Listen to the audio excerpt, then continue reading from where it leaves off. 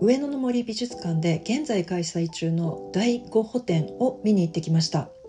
今回のいわゆる目玉となる作品は1888年に描かれた夜のカフェテラスで、昔からこの絵が大好きな私はこの絵が印刷されたグッズもいくつか愛用しています。そして再び日本で直接鑑賞できるこのチャンスを得るのに1ヶ月前にオンラインでチケットを日時指定で購入していました。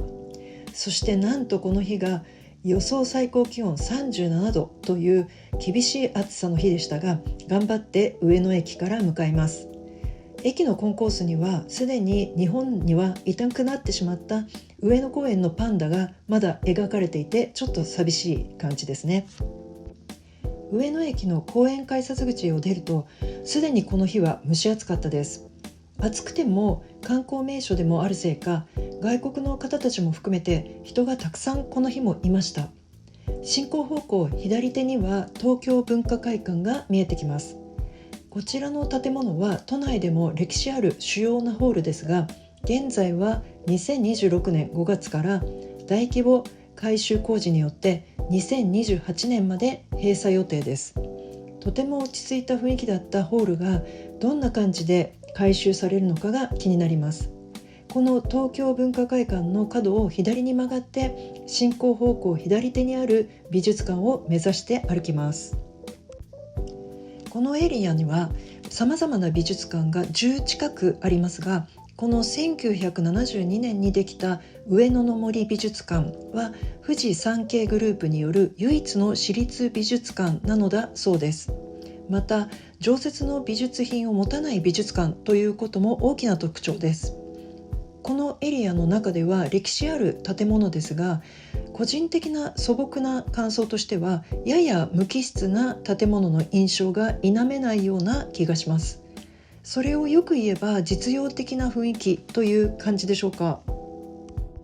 会場に着いた時点で少し早めに到着したので、購入していた時間の30分前の時間枠の方たちがまだ入場するのに並んでいました。なので空き時間を利用して近くにある不忍池を目指して歩いてみました。美術館から不忍池まで歩いて5、6分程度の距離です。そこを目指して歩いていますが、美術館と併設されているミュージアムショップへ入るのにも展覧会を見た人のみが再び外で列を作って並ぶ必要があります。なかなかこの暑さの中では大変なことです。ミュージアムショップの前の列で終わっているのではなくて、その向かいにもまだ列が続いています。不忍池へ向かう前に手前にある寛永寺にちょっと立ち寄ってみます。ここは日本人よりも外国人の方たちが多いくらいでした。この寛永寺は徳川幕府時代の1625年に江戸城から見て不吉な方角を封じるために創建されたお寺です。敷地の階段を上がって行ってみます。その下に広がっている不忍池も江戸時代に整備されて、その当時は寛永寺のベランダのような舞台から池も含めて目の前に広がる景色が一望できたそうです。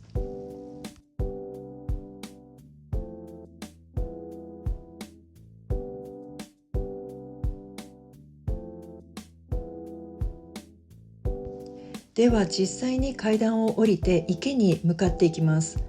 もちろんこの時も暑かったです。上野駅周辺と比べるとこの辺りまで来る人がそれほど多くはないので、暑いことを除けばお散歩するのにはとても気持ちの良い場所ではあります。ほんの数年前にもここに行きましたが、その時と比べると明らかにここでも外国人観光客の方たちがかなりいて、それだけ観光地として不忍池の知名度が外国の方たちの中でもさらに広がっているように感じました。階段を降りてから信号を渡ってまっすぐ行くと、両側に池が広がる橋につながります。見渡す限りハスが育っていて、ところどころに綺麗なピンク色のお花が見えます。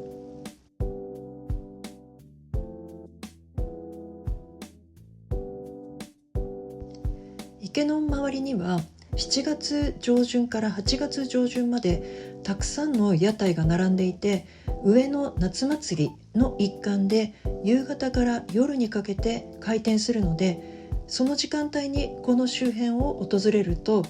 賑やかな屋台の光景が見られます。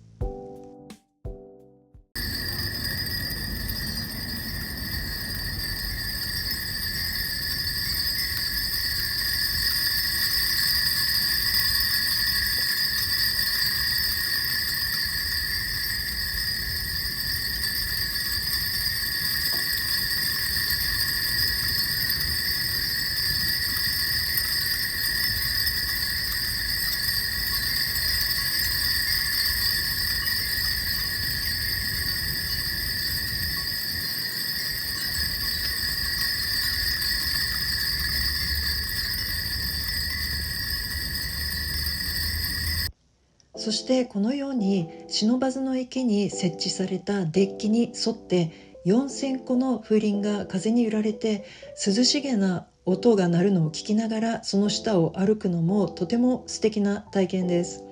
家には風鈴がなくてもやっぱりこの伝統的な音は夏らしく感じますね。再び美術館に戻ってきました。ちょうどこの時点で私の購入時間の列ができていたのでそれに並びます。ちょっとここで暑さ対策のご紹介です。まずはよくあるネッククーラーです。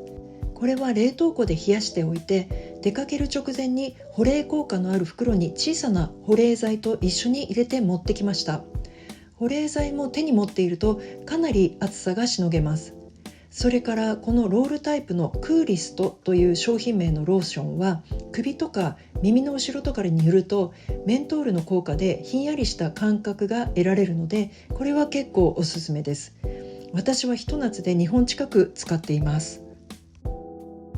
さて、この展覧会では夜のカフェテラスのみが写真撮影できるようになっていて、正面から鑑賞するにも会場内でさらに列に並ぶことになります。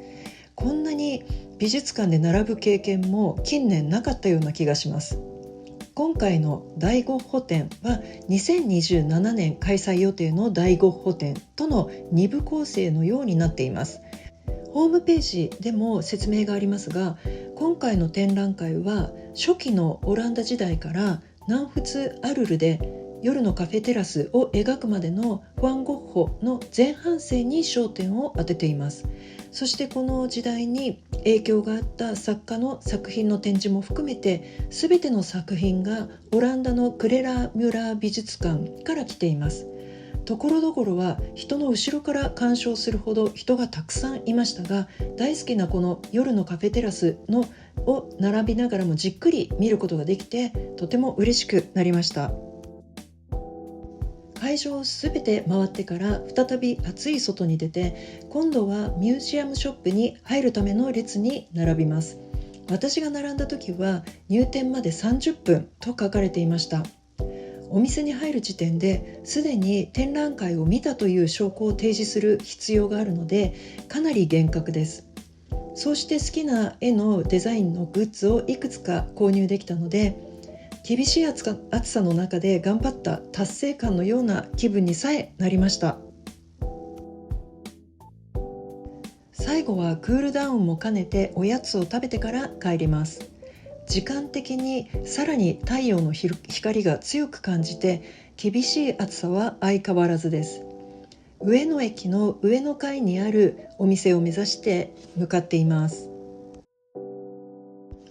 こちらのサオドファさんは台北に本店を構える老舗のトーファのお店で、ここでユーエンというお芋のお餅のようなものが入ったものを注文しました。これは他にもピーナッツや小豆が入っていて、毎日店内で豆乳から作るトーファとも相性がとても良くて優しくヘルシーなデザートでした。